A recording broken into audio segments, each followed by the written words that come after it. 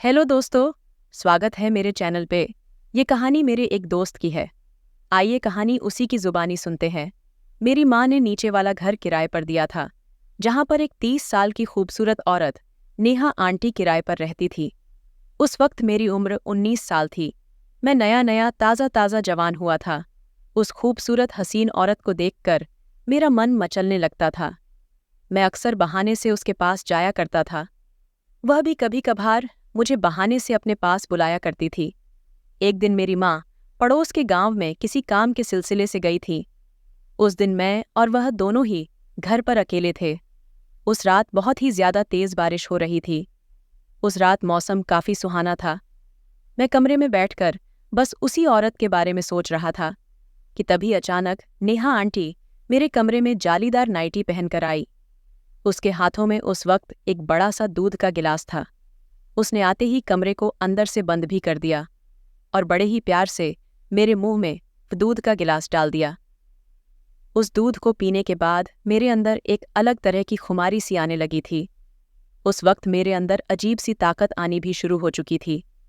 तभी उस औरत ने मुझे पीछे से आकर पकड़ लिया और फिर रात भर मेरे साथ मेरा नाम संजय है। मैं दिल्ली के एक शहर में रहता हूँ। मैं सिर्फ अपनी माँ के साथ अकेला घर पर रहता हूँ, क्योंकि मेरे पिताजी किसी और औरत के लिए मेरी माँ को मुझे हमेशा हमेशा के लिए छोड़कर जा चुके थे। उन्होंने दूसरी औरत से इस तरीके से मोहब्बत कर ली थी कि उन्होंने एक बार भी मुड़कर मेरे और माँ के बारे में बिल्कुल भी नहीं सोचा था। हालांकि मेरे पिता के पास पैसों की कोई कमी नहीं थी, लेकिन पिता के चले जाने के बाद हम पर एक पहाड़ टूट पड़ा था। घर की अब सारी जिम्मेदारी मेरी माँ पर अकेली आ चुकी थी। पहले से जो भी पैसा जमा था, जो जमा करके रखा गया था, वह धीरे धीरे अब खत्म होना शुरू हो चुका था। मेरी माँ थोड़ी पढ़ी लिखी थी, इसी वजह से वह अब स्कूल में जाकर बच्चों को पढ़ाया भी करती थी। वह दिन रात खूब मेहनत करती थी, लेकिन इससे जो भी कमाई होती थी वह सारा का सारा पैसा मेरी पढ़ाई में खर्च हो जाया करता था। धीरे धीरे ऐसे ही बड़ी मुश्किल से हम दोनों घर का गुजारा कर रहे थे। लेकिन अब वक्त के साथ साथ जिम्मेदारियां और खर्चे दोनों ही बढ़ते जा रहे थे। तभी हमारे पास के मोहल्ले में एक आंटी थी, जिसकी माँ के साथ काफ़ी अच्छी दोस्ती भी थी। वह आंटी मेरी माँ को कहने लगी कि तुम क्यों ना अपने नीचे वाला घर किराए पर दे दो, तुम्हारा घर तो बहुत ही बड़ा है। माँ को भी उस वक्त यह बात ठीक लगी थी, लेकिन माँ उस वक्त यह चिंता कर रही थी कि मैं एक अकेली औरत हूँ। अगर कल को कुछ बातचीत हो गई तो मैं क्या करूँगी, क्योंकि कुछ किराएदार तो ऐसे होते हैं जो नई नई ज़मीनों पर अपना कब्जा मार लेते हैं, और कुछ किरायादार तो ऐसे होते हैं जो कि महीनों भर पैसे नहीं देते। इसी वजह से मैं अपना नीचे वाला घर बिल्कुल भी किराए पर नहीं देना चाहती।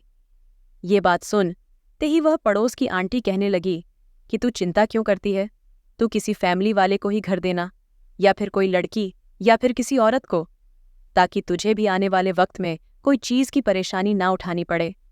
माँ को भी उस औरत की बात सही लगी थी। उस दिन के बाद से माँ ने किराएदार ढूंढना शुरू कर दिया। बहुत लोगों को कहा भी, कुछ महीने तक हमारा घर खाली भी रहा, लेकिन उसके बाद से माँ ने जल्द ही एक औरत को वह घर किराए पर दे दिया था। वह औरत उन्हें किसी की पहचान से मिली थी। इसी वजह से माँ ने उस औरत पर विश्वास करके उस औरत को घर किराए पर दे दिया था। वह औरत जो थी, दिखने में बेहद सुंदर थी। उसकी खूबसूरती चार चांद लगा रही थी। उसकी उम्र 30 साल की थी। एक दिन मैंने माँ से पूछा कि वह औरत अकेली रहती है, आखिर आपने घर का खर्चा कैसे निकालेगी, कैसे हमारे घर का किराया देगी। इस बात पर मेरी माँ हंसते हुए कहने लगी, तुम अभी बहुत छोटे हो, तुम्हें इन सब की चिंता करने की बिल्कुल भी ज़रूरत नहीं है। वह औरत जो है, दिल की काफ़ी अच्छी है। मेरी उससे बातचीत भी हुई थी। उसने मुझे बताया है कि वह रात को नाइट शिफ्ट पर जाती है। वे एक छोटी सी कंपनी में कॉल सेंटर का काम करती है। उसी से अपने घर का गुजारा करती है, और उसी से वह हमारे घर का किराया भी दिया करेगी। उसने भी हमारी तरह जिंदगी में बहुत सारी परेशानियां झेली हैं। ये बात सुनते ही मैंने कहा कि माँ, आपको कैसे मालूम? तो माँ कहने लगी, अभी हाल फिलहाल ही हम दोनों की बातचीत हुई थी, और उन बातचीत के दौरान उसने मुझे बताया कि उसकी शादी काफ़ी पहले हो चुकी थी। उसने लव मैरिज की थी, लेकिन लव मैरिज की शादी करने के बाद उसका पति रोज़ रात को दारू पीने के बाद उसे बहुत मारता पीटता था। शादी के बाद उसका जो पति था वह काफी बदल चुका था। अक्सर अपनी माँ के कहने पर वह अपनी पत्नी पर अत्याचार करता था। जब एक आदमी ही अपने रिश्ते को बचाना ना चाहे तो एक अकेली औरत कब तक अपने रिश्ते को बचाती आएगी। एक न एक दिन वह रिश्ता तो टूट ही जाएगा।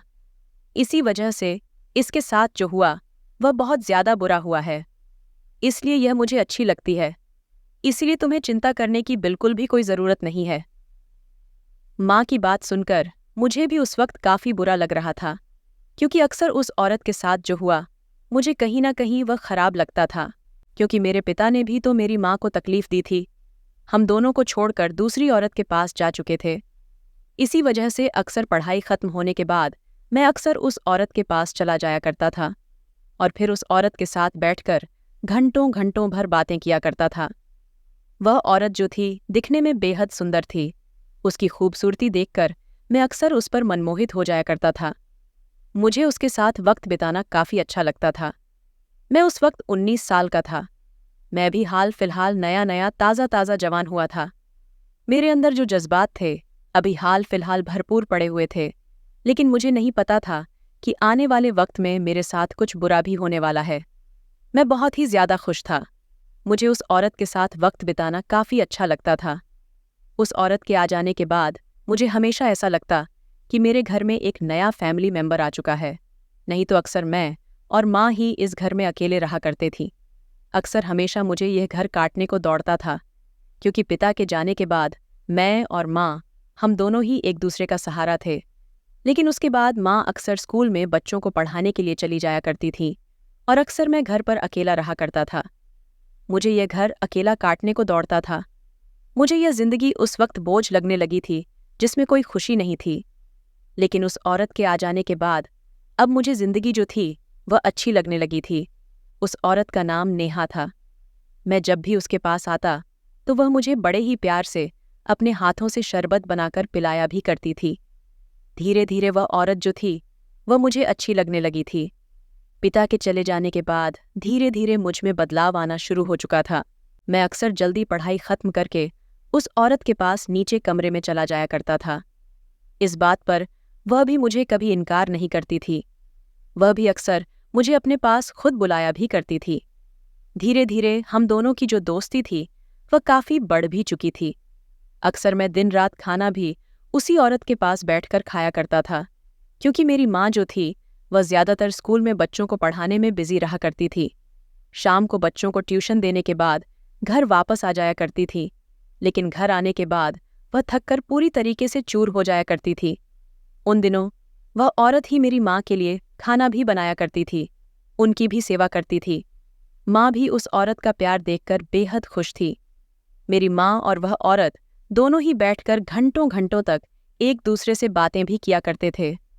उस औरत के साथ हमारा जो एक रिलेशन था वह एक फैमिली जैसा वाला बन चुका था। सारा दिन रहने के बाद वह रात को औरत तैयार होकर अपने काम के लिए निकल जाया करती थी। लेकिन उस औरत के काम पर चले जाने के बाद मैं अक्सर काफ़ी बेचैन होने लगता था। मुझे उसका काम पर जाना बिल्कुल भी पसंद नहीं था। मेरा बस मन यही करता कि वह हमेशा यहीं पर रहे, मुझसे दूर बिल्कुल भी न जाए। मैं हमेशा उसको ही देखता रहूं। उसके बाद वह औरत दूसरे दिन सुबह आती थी और फिर लगातार घर का सारा काम करती, खुद खाना बनाती, खुद घर की सफाई भी करती। मैं उसका काम करने में उसकी खूब मदद भी किया करता था। उसकी हालत देखकर मुझे कई बार तरस भी आ जाता था कि वह अकेली औरत दिन रात मेहनत करती है। उसकी मदद करने के लिए उसके साथ कोई भी नहीं था। धीरे धीरे मुझे उस औरत से काफी लगाव भी हो चुका था। मैं ज्यादा से ज्यादा वक्त उस औरत के साथ बिताया करता था। माँ भी इस बात से मुझे बिल्कुल भी इनकार नहीं करती थी। जब भी मैं उस औरत के पास बगल में बैठता तो भी वह अक्सर बहाने बहाने से मुझे छूने की कोशिश किया करती थी। उसके छूने से मुझे अजीब सा एहसास होने लगता था। उस वक्त मैं काफी अच्छा महसूस करता था। मुझे अक्सर यही लगता था कि उस औरत को भी मुझसे प्यार है। मुझे नहीं पता था कि मैं जो यह सब सोच रहा हूँ ये बहुत ही ज्यादा गलत है। कभी कभी हम जैसा सोचते हैं वैसा बिल्कुल भी नहीं होता। कभी कभी हम इंसान को पहचानने में भी गलतियां कर बैठते हैं। कभी कभी आंखों से देखी हुई चीज भी सही बिल्कुल नहीं होती। वैसा ही मेरे साथ हो रहा था। धीरे धीरे उस औरत को हमारे घर पर रहते हुए पूरा 4 महीना बीत चुका था, लेकिन इन 4 महीनों में मैं उसके प्यार में पड़ चुका था। मैं दीवाना हो चुका था। मैं उसके बिना बिल्कुल भी नहीं रह सकता था। अक्सर जब भी मैं उसके पास बैठता तो वह बड़े ही प्यार से मेरे सर पर अपना हाथ भी सहला करती थी। मेरी माँ जो थी, उस औरत को एक सहेली, एक बहन जैसा मानती थी। इसी वजह से जब भी वह शाम को घर वापस आती तो उस औरत के पास जाने से वह बिल्कुल भी नहीं रोकती थी, क्योंकि उन्हें भी पता था कि वह औरत दिल की काफ़ी अच्छी है और उसने खुद से यह कहा था कि मैं आपके बेटे को घर पर ही पढ़ा दिया करूंगी। आपको अपने बेटे को ट्यूशन भेजने की बिल्कुल भी ज़रूरत नहीं है, इससे आपके पैसे भी बच जाएंगे। इस बात पर माँ बेहद खुश हो चुकी थी। वह औरत उन्हें अपनी बहन जैसा लगने लगी थी, जो कि उसके परिवार के बारे में सोच रही थी। वह औरत भी अपने हर महीने के पैसे माँ को एडवांस में दे दिया करती थी। इस बात पर माँ ने कई बार उसे कहा कि तुम पहले अपनी ज़रूरतों को पूरा कर लिया करो, उसके बाद घर का किराया दिया करो, क्योंकि घर का किराया देने में अभी भी 20 से 25 दिन पड़े रहते हैं और तुम पहले ही पैसे दे देती हो। इस बात से वह औरत कहने लगी कि मैं काम तो करती हूँ और आपको दीदी चिंता करने की बिल्कुल भी ज़रूरत नहीं है।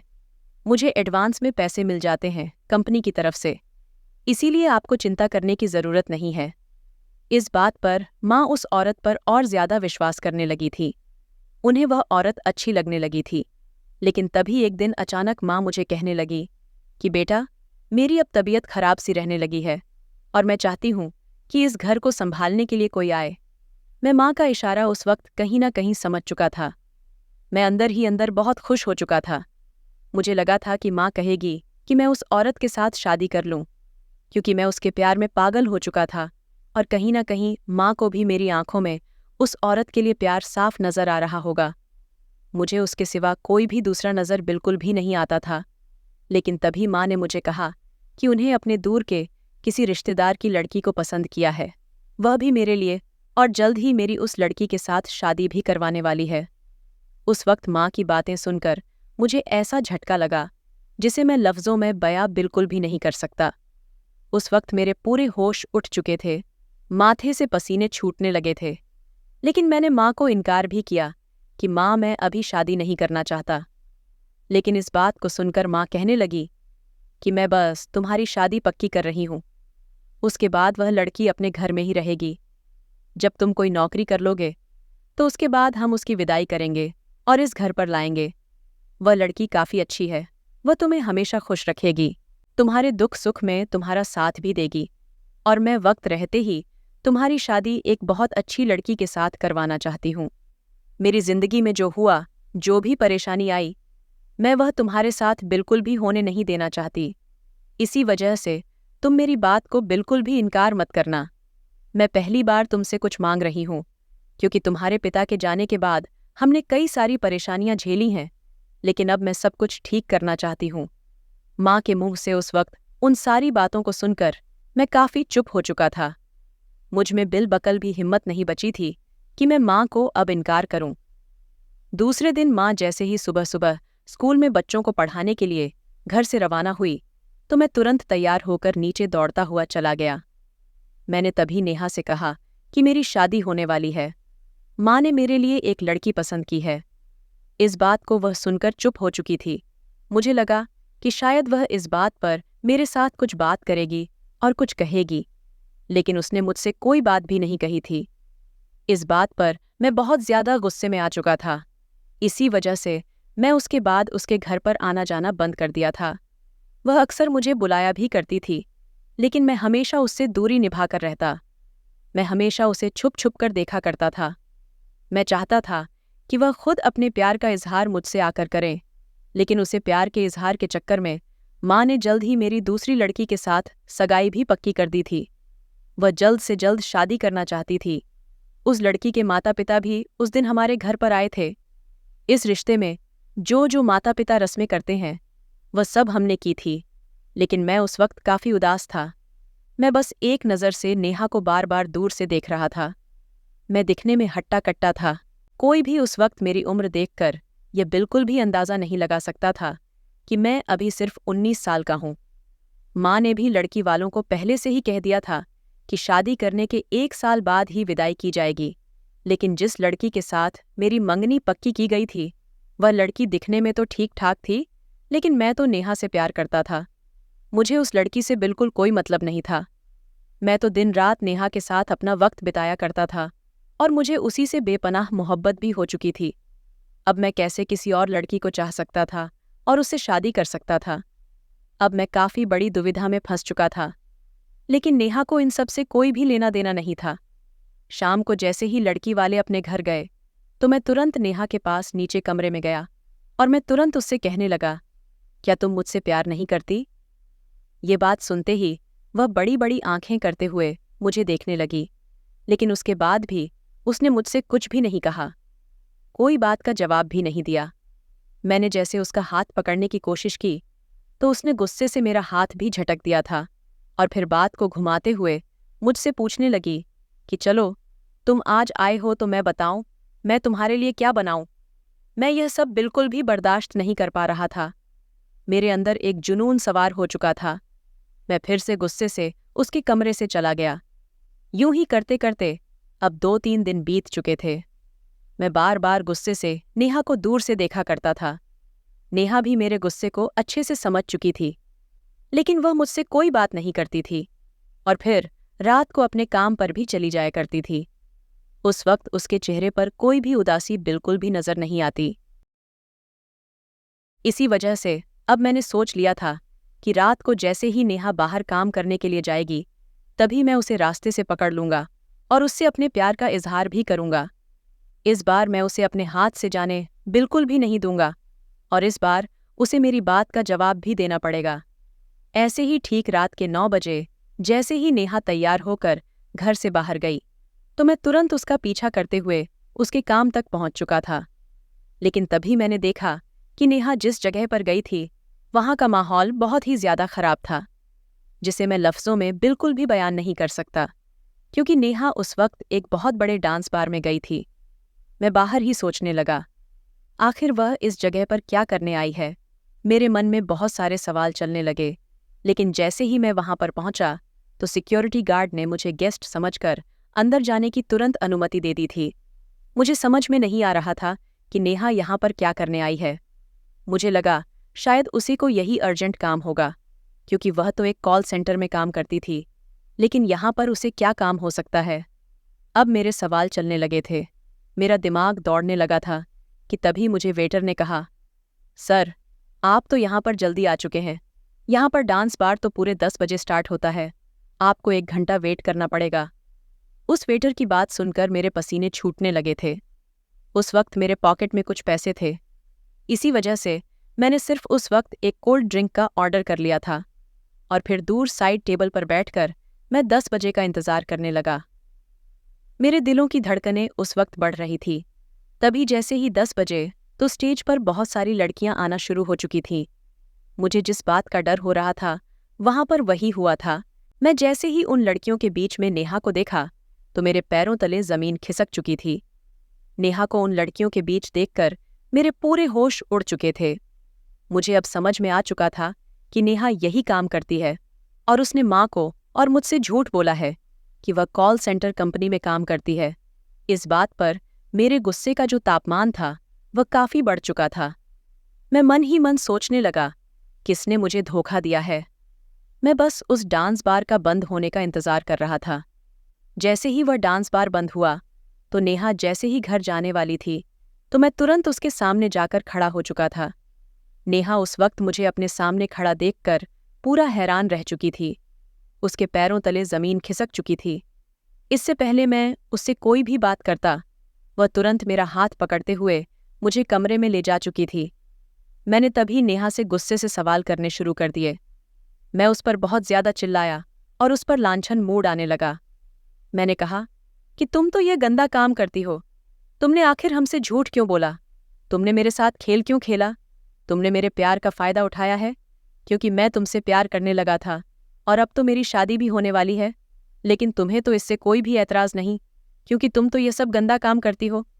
नेहा ये सब बातें सुनते हुए कहने लगी कि तुम्हारा मेरा कोई भी मेल नहीं है।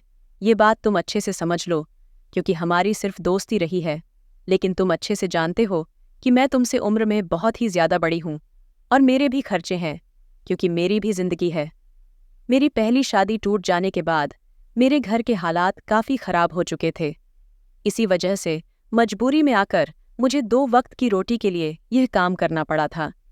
इसी वजह से मैंने तुम्हें सच्चाई के बारे में बिल्कुल भी नहीं बताया। मैं इतनी पढ़ी लिखी भी नहीं थी कि मैं कोई नौकरी कर सकती। मजबूरी में आकर ही मैंने यह काम किया था। हाँ, मैं तुम्हें सच्चाई बिल्कुल भी नहीं बताई, क्योंकि अगर मैं सच्चाई बताती तो तुम लोग मुझे वह घर किराए पर बिल्कुल ना देते। इसी वजह से मैंने मजबूरी में आकर यह काम किया था। अगर मैं कोई नौकरी भी करती तो मैं घर का किराया देकर ही वह सारा मेरा पैसा खर्च हो जाता। उसके बाद मैं घर का राशन कैसे चलाती? तुम ये बातें बिल्कुल भी नहीं समझोगे, क्योंकि आज तक तो तुम्हारी माँ ने ही तुम्हारा सारा खर्चा उठाया है। नेहा की जो उस वक्त बात थी, वह सुनकर मेरी आंखें फटी की फटी रह चुकी थीं। नेहा जो कह रही थी वह वाकई सच बात थी। मैंने तो आज तक घर का खर्चा भी नहीं चलाया, मुझे क्या मालूम होगा। और दूसरी बात, मैं तुम्हें पसंद तो करती हूँ, लेकिन मैं शादी बिल्कुल भी नहीं कर सकती, क्योंकि मेरी बहुत सारी जिम्मेदारियां हैं और मजबूरियां हैं। क्योंकि गांव में मेरी एक बीमार माँ रहती है, मुझे उसका हर महीने का खर्चा देना पड़ता है। उसके इलाज में बहुत सारे पैसे भी लग रहे हैं, और तुम्हारा मेरा कोई भी मेल नहीं है। अगर तुम्हारी माँ को ये बात पता चलेगी कि मैं डांस बार में काम करती हूँ और तुम मुझसे प्यार करते हो, तो वह खुद कभी भी तुम्हारी शादी मुझसे बिल्कुल भी नहीं होने देंगी। और दूसरी बात, तुम्हारी और मेरी उम्र में बहुत बड़ा फासला है, जो कि यह समाज तुम्हारी माँ बिल्कुल भी पसंद नहीं करेंगी। तुम्हारी माँ ने जिस लड़की को तुम्हारे लिए पसंद किया है, तुम बस चुपचाप उसी लड़की से शादी कर लो, और वही तुम्हारे आने वाले भविष्य के लिए अच्छा रहेगा। ये सुनते ही उस वक्त मेरी आंखों से आंसू बहने लगे थे। मैंने तभी रोते हुए कहा, लेकिन मैं तो तुमसे प्यार करता हूँ। ये बात सुनते ही नेहा गुस्से से कहने लगी, प्यार बस कुछ दिन की बात रहती है। जब जिम्मेदारियां पड़ती हैं तो ये प्यार भी हमेशा के लिए खत्म हो जाता है। और ये कहकर वह सीधा घर वापस जा चुकी थी। मैं वहीं रास्ते पर खड़ा उन बातों को सोच रहा था कि तभी पूरे 1 घंटे के बाद मैं वापस घर पर जा पहुंचा। मैंने सोचा कि मैं एक बार फिर से नेहा से बात करता हूँ, लेकिन मैंने देखा कि नेहा ने तो अपने कमरे का दरवाज़ा बंद करके रखा था। उसके कमरे की लाइट भी बंद थी, लेकिन मैं फिर से दोबारा जाकर उसके कमरे के दरवाजे को धीरे से खटखटाना शुरू कर दिया था, लेकिन तब भी नेहा ने दरवाज़ा बिल्कुल भी नहीं खोला था। मैं हार पछता कर अपने कमरे में चला गया और रात भर जागता रहा, और सुबह काफ़ी लेट उठा था। लेकिन जैसे ही मैं उठा तो मुझे ये खबर सुनने को मिली कि नेहा हमारा घर किराए का छोड़कर हमेशा के लिए यहाँ से जा चुकी है। माँ ने कहा कि नेहा वापस अपने गांव जाने वाली है। उसकी माँ बीमार है, वह गांव में अपने बीमार माँ के साथ रहेगी और उनका इलाज करवाएगी। हालांकि मैं भी नेहा को जाने से रोकी, वह जब चाहे यहाँ पर आ सकती है। मुझे पता था कि नेहा ने यह सब क्यों किया है। वह जानबूझकर मुझसे दूर हुई है। मेरे पास कुछ भी नहीं बचा था, और फिर अब मैंने मन मारकर मजबूरी में माँ की पसंद की लड़की से शादी कर ली। मेरा शादी करने को बिल्कुल भी मन नहीं था, लेकिन मैं माँ को दुख नहीं देना चाहता था। शादी करने के बाद अक्सर मुझे नेहा की वह सारी बातें खटकती रहती थीं कि घर संसार चलाने के लिए पैसों की ज़रूरत पड़ती है। मैं अब दिन रात मेहनत करने लगा था, और जल्द ही मैंने एक अच्छी कंपनी में नौकरी भी करनी शुरू कर दी थी। अब मैं पूरे महीने के 8,000 रहने लगी है। हालांकि मैं अपनी पत्नी को बिल्कुल पसंद नहीं करता था, और ना ही कभी एंगेजमेंट के बाद, शादी के बाद मैंने कभी उससे बात की थी। इस बात की वह शिकायत हमेशा करती थी। लेकिन धीरे धीरे अपनी पत्नी के साथ रहते रहते आज मुझे अपनी पत्नी से मोहब्बत होने लगी है।